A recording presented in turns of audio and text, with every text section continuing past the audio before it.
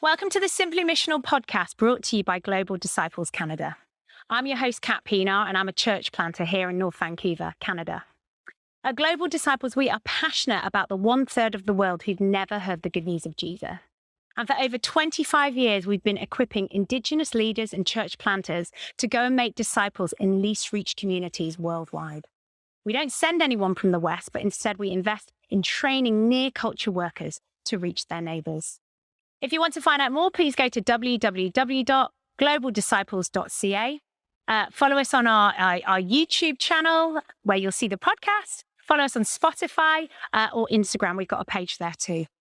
And we really want you to know, and I really hope this podcast can encourage you, that mission is simple.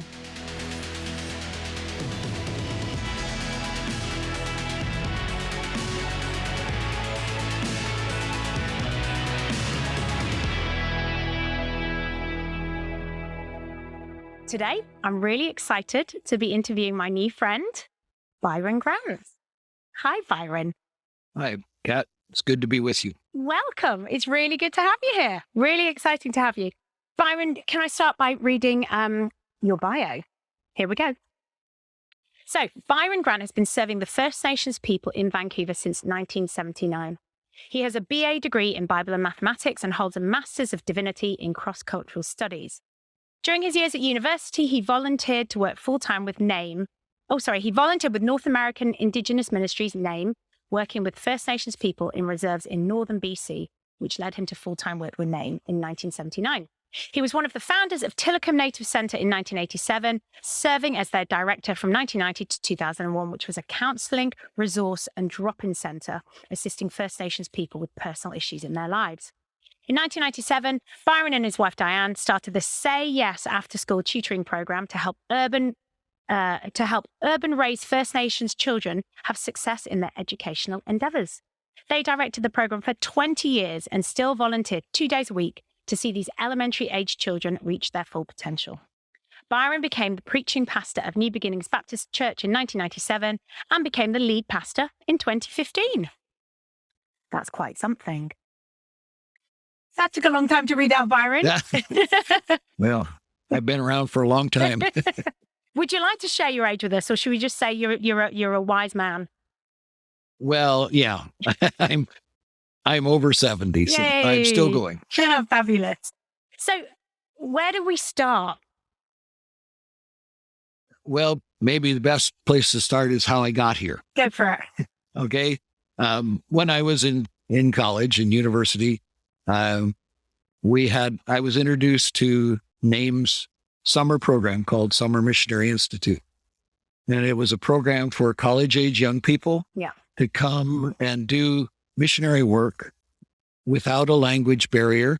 And so most First Nations people speak English, so there's no language barrier. And so I came and I spent a summer up in northern BC. I was in the village of Port Simpson, north of Prince Rupert. The only way in was by seaplane or boat. And so it was a very isolated community. And I spent a summer working there and working in a camp for First Nations kids in Terrace. And it was through that the Lord really spoke to me about coming here to minister full time. So I came back 2 more summers, and just all of that really led me to apply to NAIM. And to join NAIM. And so when I went to seminary, I met my wife and we came up together and served the Lord here. Wonderful. And when we came, our original placement was supposed to be Lytton, the town that burned to the ground. Yeah. But there was no housing available in Lytton. And so the mission asked us if we would be willing to come and begin an urban ministry. And so they said, we know there's First Nations people in Greater Vancouver. We don't know where they are, except there's reserves on the North Shore. And then there's reserve out at Musqueam out by UBC. And so they said, we want you to begin an urban ministry. And so with 2 other couples, we came in and began the urban ministry in 1979. And you've been here ever since? We've been here ever since, yeah. And you're originally from the US? Yes, I was born in a town that was named after a First Nations tribe, Okay. Winnebago, which many people have probably heard of. Yeah. And so I grew up in a Christian family there. We were encouraged to serve the Lord in our family, and that was something. My parents always had missionaries who came to town, come and stay at our house or come for a meal. And so my brothers and I all got to really know missionaries from all over the world. And it was through that God really led us. We didn't have a TV. Okay. So we read the encyclopedia from A to Z. And the Bible. And the Bible too. But, that was our entertainment, was reading the World Book Encyclopedia.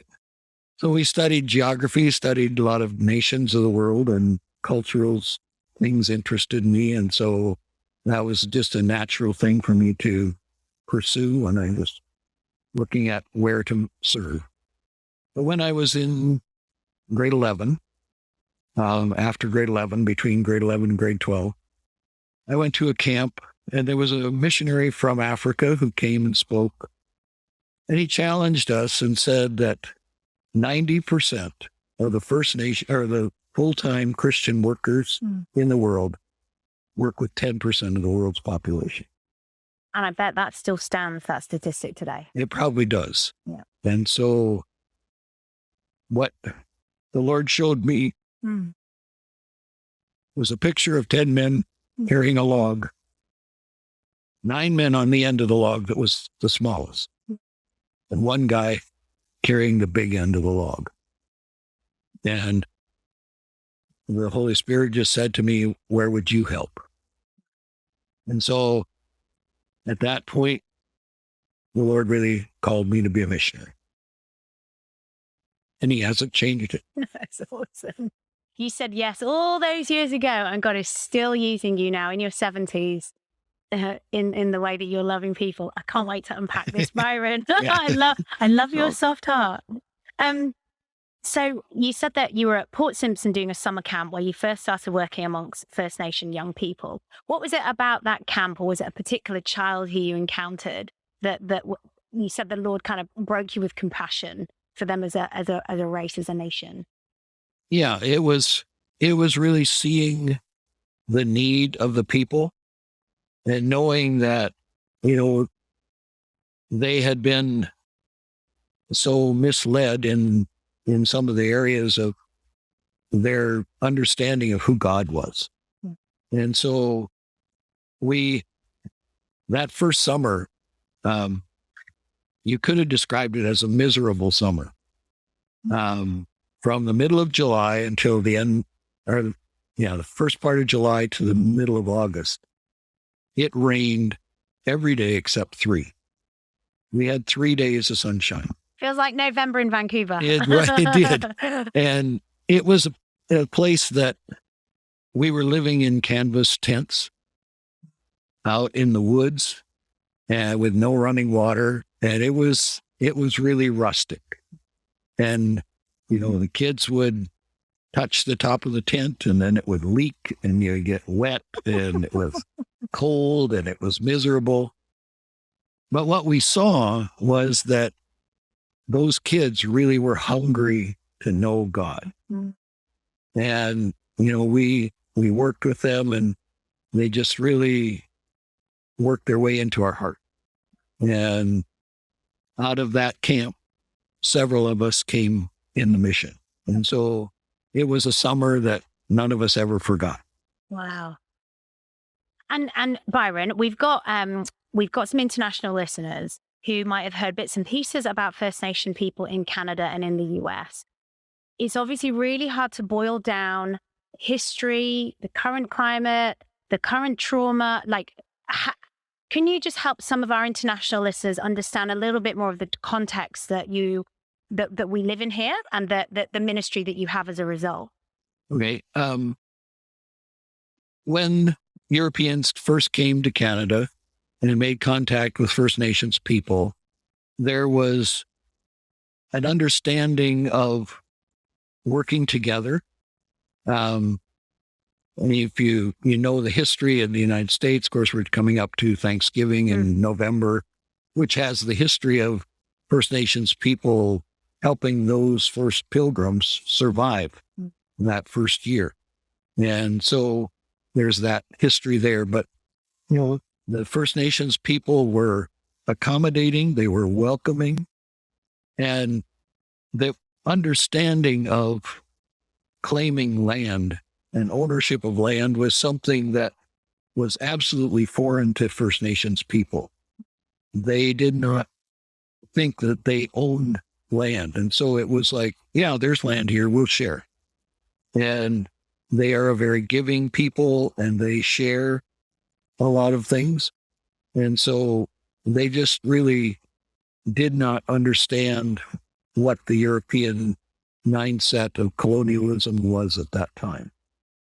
And so as history went on, the white people expanded their territories and took over more and more of the land.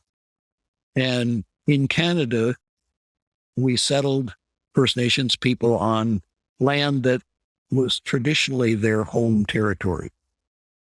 In the U.S., Native people were forced out of their territories and pushed off to land that was considered useless. Okay. Places like Oklahoma, until oil was discovered there. And then all of a sudden that was valuable land. But, there's the history of the Trail of Tears, from a march from south all the way across to Oklahoma. And many First Nations people died along the trail on that forced march.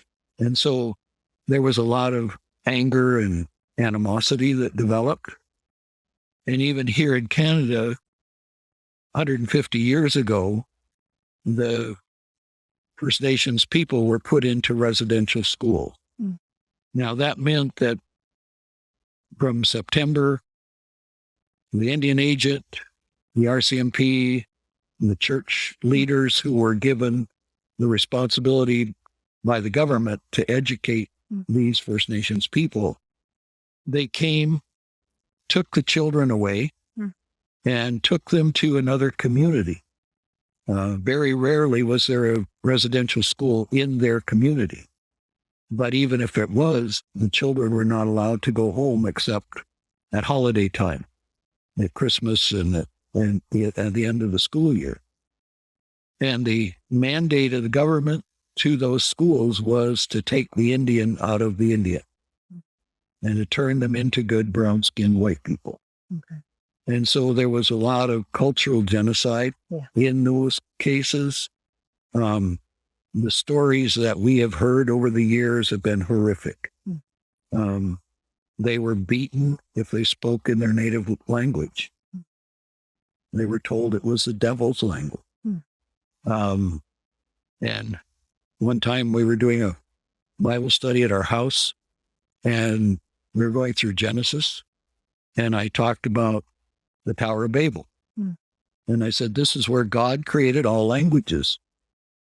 And one of the ladies gasped. And as we looked, she had tears running down her face. She said, that's the first time I've ever heard our language was made by God. She said, we were always told our language was the devil's language. So they were shamed for speaking their own native language. And their hair was cut, their clothing was taken away, and we, in the last couple of years now, have had Orange Shirt Day. That comes from a residential school experience of a lady who, when she was 6, went to a residential school in an orange shirt that her grandmother had given her. It was taken away from her, and she loved that shirt, and she never saw it again. And so that came out as one of the responses to people talking about what happened to them in residential school. And so it was a horrific history of abuse. And sadly, in those schools, many of the children were mistreated. they were malnourished, and they got sick with diseases like smallpox and things like that caused a lot of death. Tuberculosis was common in residential schools. And so there were many children who died in those schools. And of course, that has just come out in the last few months when Kamloops residential school ground was checked by ground piercing radar. And they found 215 unmarked graves. And so now when that happened, I said to our people, I said, that's just the tip of the iceberg. And sure enough, the number now is over 5,000 in residential schools across the country that have been discovered. And so the residential schools, that whole program kicked off around 150 years ago, and the last school only shut in 1997. Yeah. And in the late 60s, mandatory attendance was stopped, but still it was the only option for many places, especially in the north, where there was no other option for education, and so you had to go to a residential school. Okay. And so in terms of the impact on First Nation people today in Canada, what are your observations? You're journeying with these people. I mean, it'll be great to just hear a little bit more about the church that you lead as well, Byron, because that is your ministry to First Nation and marginalized people. Yeah, when North America Indigenous Ministries' goal is to establish Indigenous churches and to train Indigenous people to lead the churches and to do things in church in a cultural accepted way instead of the way we do it. And so when we came to the city, our desire was to see a Native church started. And in 1979, there were about 30,000 First Nations people in Greater Vancouver. Today, it's over 70,000. Okay. First Nations people are moving to the cities in huge numbers. They come seeking employment, come seeking medical treatment, come seeking a better life, education, those kinds of things. But they've come from all across Canada to Vancouver. So we have a large First Nation population in Greater Vancouver. And so when we came here, we began a ministry reaching out to First Nations people. We started with home Bible studies and getting to know people. I became the North Shore Indian lacrosse team's #1 fan. Oh, did you? Yeah. Fan, not player. No, fan. Fan, oh, okay. Because I shouted loud at games and made a lot of noise and encouraged them. Oh, lovely. And so I got to know a lot of the guys who were playing lacrosse, and they're still friends today of those men who were playing in those days. And so, we began to meet people. And in the city, we found that many First Nations people were either married cross-culturally. And so we had a lot of First Nations people who were married to Spanish people, to white people, to other ethnic groups. And so the idea of a completely Indigenous church was something that we had to adjust because there were so many that were in cross-cultural relationships. And which very much represents Vancouver as well as a melting pot of races and ethnicities. Yeah, very much so. And so that's why after we had seen a Native church established, but several times in that course, we would see a Native person come to know the Lord, disciple them, they become a leader in the church, and then they would say, I need to go back to my home and tell my people about Jesus. And, that's one of the things that in the residential schools, religion was forced upon them that was not really explaining who Jesus was from a biblical perspective. And so there was a religious system that was not something that met the needs of First Nations people. And so as we would see people come to the Lord, and then they'd leave the city and go back to their home reserve. And we'd have to start over again. Okay. And so that was another factor of saying that a totally Indigenous Native church was probably not possible in the city. Where on the reserves in some of our other ministries, we've seen churches start on reserves, but in the city, it's a different ballgame. Okay. And so we began working with people, and we opened the doors of Tillicum Native Centre as a counseling resource drop-in center to be a bridge between the Native community and the church. And so we would work with people, see people come to know Christ, and then disciple them and encourage them to a church.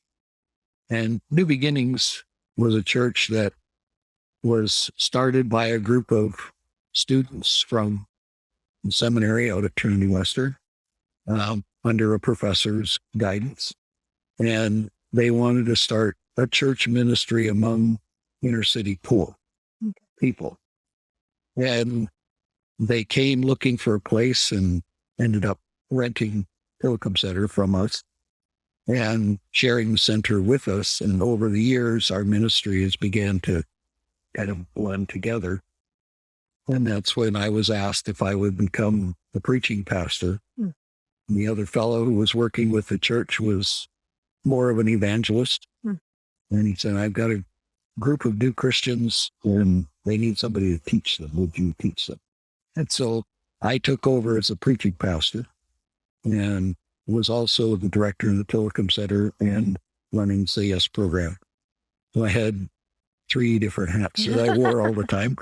And then Tillicum Centre closed in 2001. The landlord raised the rent $400 a month, and we couldn't afford to stay there. And so we moved, and Tillicum closed, and we moved in with New Beginnings and kept the church going there. And God has blessed us with our own building.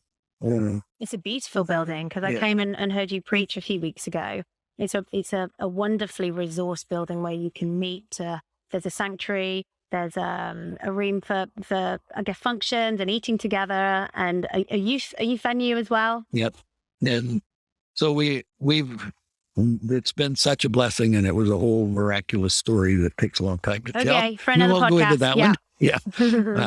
God provided in a tremendous way, and it's right in the heart of where the First Nations people in East Vancouver are located. Okay. So it's a strategic location for us, and we're really thankful for that. Amazing. So tell me about your First Nation friends. Tell me about the way that you have befriended Indigenous people and how they've become brothers and sisters in Christ. Yeah, it was an amazing thing. First Nations people culturally are an extended family culture, where if you get to know one member of the family, all of a sudden you get to know other members of the family, and you're brought into the family. And we started our ministry going to AA meetings. okay. Met a lot. One of the First Nations people we met in the city was very active in AA. And so I would just go to meetings with him. And through that, I met a lot of other First Nations people who were seeking recovery. And so they recognized me as a spiritual leader. Yeah. And so they were seeking spiritual answers.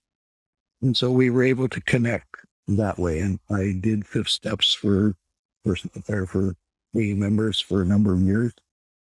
And, just in visiting with them and talking with them and, finding out things about their family.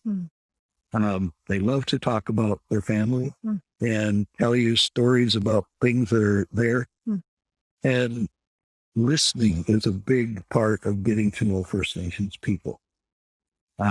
They are wonderful storytellers. And so, as we listen to stories and hear and just share experiences with them, I always remember asking my friend, I had a friend who wanted to come up and go fishing. And so he said, when you meet some people, find out where's a good place to go fishing.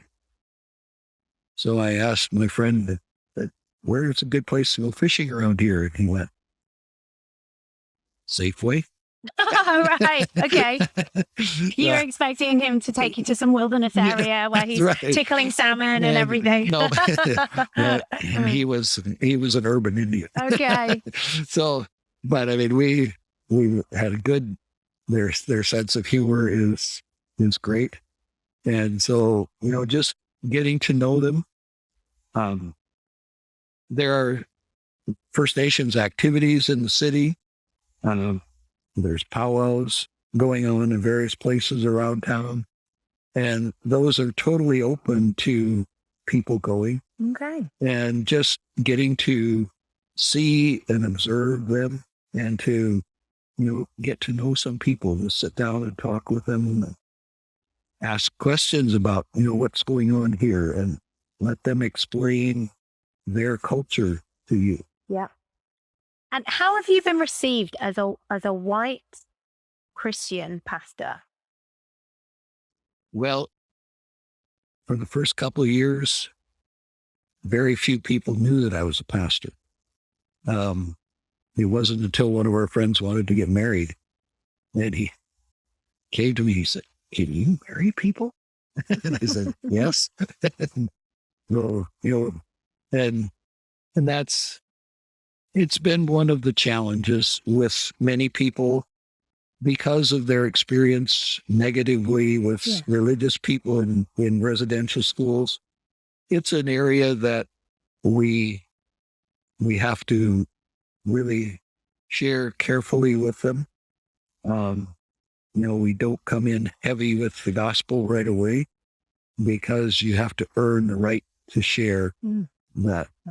And so, we're able to do those kinds of things. Now that we've been around for so long, we've developed that reputation and people know that we're people who care about them and people who they can trust. And so, throughout these last couple of years, I've done about 30 funerals. Okay. Now, just yesterday, I got a call saying, "Could you do a funeral today?" And I couldn't do it this morning. And so, but, it was something that here's a person who does not come to church. They're not a part of my church, but they know us. They were part of the youth ministry a long time ago. And so they call when they have a spiritual need. And I guess it shows they have a deep trust of you as well, that they can come to you in a crisis and that you care for them. Yeah. And so, it's when they know that you care and that, you're a person they can talk to, they will come. And part of that comes from years of doing counseling with people at the center and that kind of thing too. Hey, it's Andre Lisieux, the Executive Director of Global Disciples Canada. Thank you so much for listening to Simply Missional.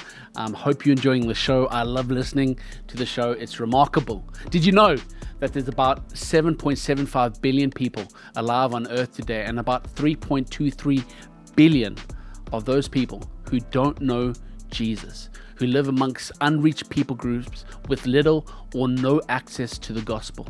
Come on, I know you're listening to this because you're passionate about Jesus' Great Commission. Would you pray with me for these people? So Byron, you shared with us that the obvious barriers that First Nation people have with entering a church or thinking about Christianity, less so about Jesus, because because of who he is and the way he attracts us, and he can come into our dreams and the things that you've already mentioned. Why is it that our churches here in Canada are disproportionately not representing First Nation people as say Asian people do in the churches that we have here in Vancouver? Yeah, because of the negative impact of the residential schools, where they were told that everything about their culture was bad. They were put down for it. And their experiences in the residential school that were abusive, that were negative. There was a lot of abuse around language. If they spoke in their native language, they were beaten.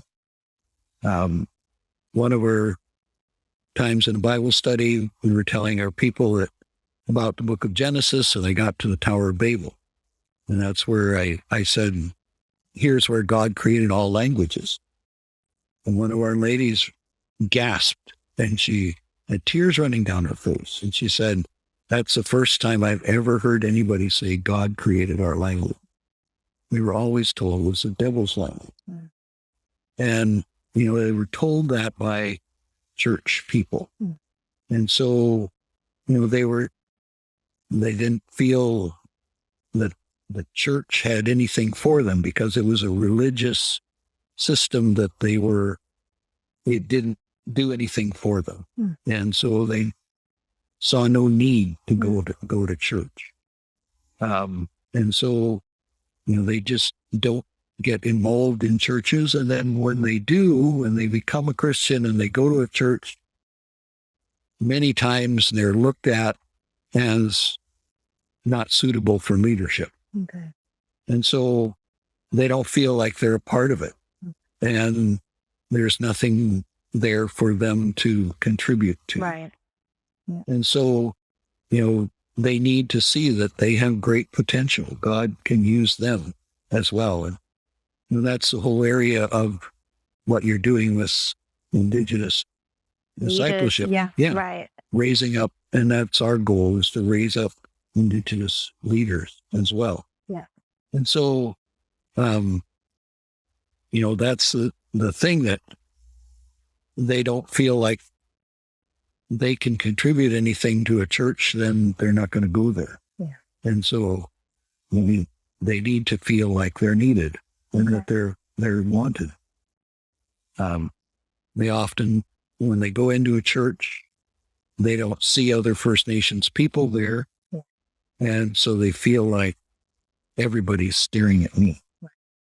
And, feel like they're not welcome. Okay. So, we need to reach out and welcome them and make them feel like, this is a place for you. Yeah.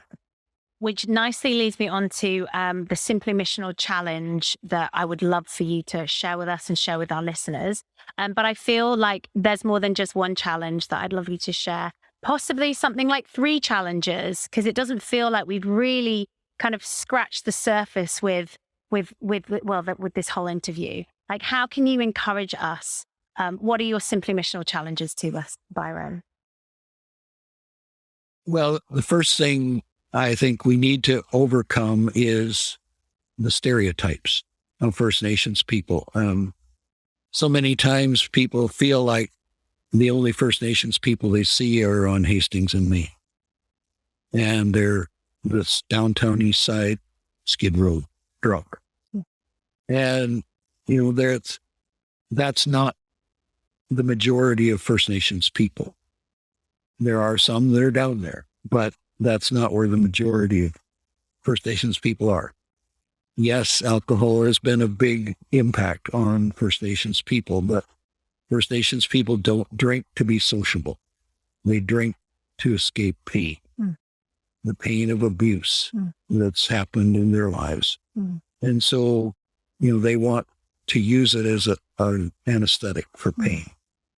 And so we need to see them in that light and to know that these are people who have hurts, that we can listen to. And that's the other important thing, is to be a listener and let First Nations people share their story with you. When we meet somebody in our culture, normally the first question we ask is, what do you do? That's what gives us value and worth. For a First Nations person, an important question to ask is, where are you from? Tell me about your family. And then listen to their stories, because there's a real connection to where they're from. They are very important to value their land that they came from. And so, that's something to really consider talking with them about. And the other thing is, don't be afraid of periods of silence. We are people who like to fill the air with sound. When it's quiet, we even have to have the radio on. It's true. We'll be listening to a podcast. Or the TV or something else. But they are comfortable with silence. And so be willing to sit and wait and listen and allow them to share. And part of that goes to the fact that we compartmentalize things. We have our work life, we have our social life, we have our church life, we have our family life. Sometimes those things don't connect at all. For First Nations people, that's not the way they live. Everything is integrated together, and they see it as a holistic life, that every part of our life is important and it's valued. And so they relate things to, how does it affect my family? How does it affect my job? How does it affect all of these things? And so allow them to share those kinds of things. Be willing to listen. Again, to learn from them. They're people with great senses of humor. And so, listen to their stories and hear the things that are really funny too, that they share. And, you'll know that you're developing a good friendship with a First Nations person when they tease you. Okay. When they're comfortable enough to be able to tease you or be sarcastic. Yeah. So that's a sign of acceptance. So, and then, just to see that they have potential. And that's where our First Nations, our Say Yes program that we started 22 years ago, we wanted to see these boys and girls reach their full potential and, encourage them to strive for all that God created them to be. And so be willing to accept them and to let them learn. They learn well by doing things. They watch and observe and do things. So let them do that. And be aware that they have a different value on time. Okay. Yeah. Don't be rushed with things. Like, as you say, the church service that I went to, it was about 30 minutes over before we began. Yeah. But I thought that was really fun because it meant that we got to chat and hang out with each other and get to know each other. So, and you see that in gatherings where, they'll sit around and talk and share, and they're not worried about being late. I could tell you lots of funny stories of that happening, but we just have to learn to be flexible. Okay. That's which you do for your friends. Yeah. And so we do that and just really seek to know them as people, and to not look down on them as victims of somebody whose needs our help. One of the things is that they survived here for a very long time without us. Right. And so they don't really need us. They don't. We needed them to help us survive when we first came. And so, they need to know that they are valued and important. Awesome. Wow. Well, there was a bunch of challenges thrown in there. Thank you, Byron. That's really helpful for us. And if anybody do want to come down to New Beginnings Baptist Church, you guys meet at 4:00. 4:00 on Sunday afternoons. Yeah. And our service runs 4 to 5:30, basically. Okay. And so they can maybe Google New Beginnings Baptist Church to get the address. How about the Say Yes program? Are you ever looking for volunteers for that? Yes, we are. We meet Monday to Thursday from 3:30 to 6. Yeah. When the boys and girls come, we bring them from school. We feed them because some of them come from families of poverty where they do not have adequate nutrition. They have a time of recreation, and then there's a time of tutoring. And it's not rocket science. It's not calculus. It's adding and subtracting, and it's reading and teaching them. These are elementary age students. And so we ask our volunteers to commit to 1 day a week. Okay. And come and give that time to spend with a boy or a girl, and, just be a mentor to them, be an encourager. Okay. And if anybody does want to get involved, what's the best way to do that? Best way to do it is to contact us at New Beginnings. So I'll post your website on the show notes, and people can contact you that way if needed. And then we can put them in touch with our CS leaders and do background checks on people and that kind of thing too. So yeah, brilliant. Thank you so much, Byron. And before I give you our Simply Missional challenge to you, I just wanted to say to you, Byron, and to your wife, Diane, who's obviously not here with us, just want to honor you for the commitment and the sacrifice that you've made over these last 40, 50 years. I really think Vancouver would be a different place had you guys not said yes to the call that God has for you here and the way that you've loved people here. I do think that you leave a lasting legacy, and I'm just really inspired by your missionary zeal and by your sacrifice, which is not something that you come across much nowadays. Yeah. So well, thank you. Yeah, you're quite the saint, Byron. Okay, here we go. Our Simply Missional challenge to you. You're an American living in Canada, and I know that you're a citizen now, Byron. But just answer these very simple questions, just with one-word answers, whatever comes to mind first for you. Number 1, football or hockey? I love both. But I have a passion for football. Football. Okay. Starbucks or Tim Hortons? Neither. Controversial. The Yukon or California? For what? Coldest of the cold, warmest of the warm. Canada versus the US. The Yukon or California? Well, my wife is a Californian, and so we have family there. But if I enjoy the outdoors, and I like colder temperatures, so I'd say Yukon. Yukon, nice. Aunt Jemima's syrup or genuine Canadian maple syrup? Oh, maple syrup. All the absolutely. Way. Well done. Okay, and last one. The Star Spangled Banner or O Canada? Well, O Canada is a much nicer song to sing. I'm a tenor, and the Star Spangled Banner is too high.